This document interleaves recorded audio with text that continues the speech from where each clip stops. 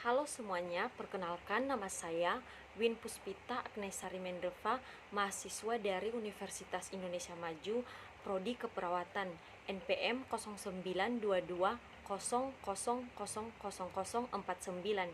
Di sini saya akan menjelaskan tentang ilmu dasar biomedik 2.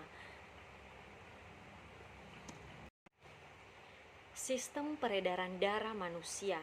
Mula-mula darah yang kaya akan CO2 ini akan masuk ke jantung, lebih tepatnya di atrium dextra melalui vena cava superior dan vena cava inferior.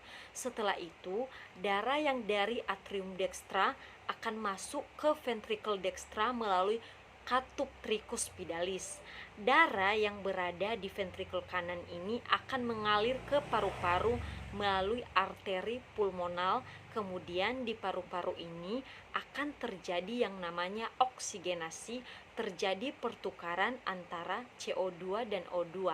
Darah yang dari jantung itu yang kaya akan CO2 akan dilepas ke paru-paru dan paru-paru akan mendifusikan O2-nya masuk ke darat melalui pembuluh darah kapiler yang ada di paru-paru. Artinya, pada saat yang sama darah itu kaya akan O2.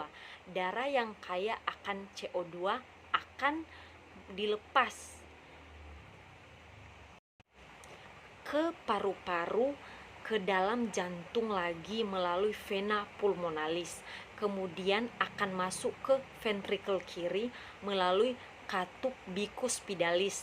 Dari ventrikel kiri ini darah akan dipompa ke seluruh tubuh melalui aorta. Kemudian bercabang aorta ini ke arteri, kemudian ke arteriola, lalu masuk ke pembuluh darah kapiler.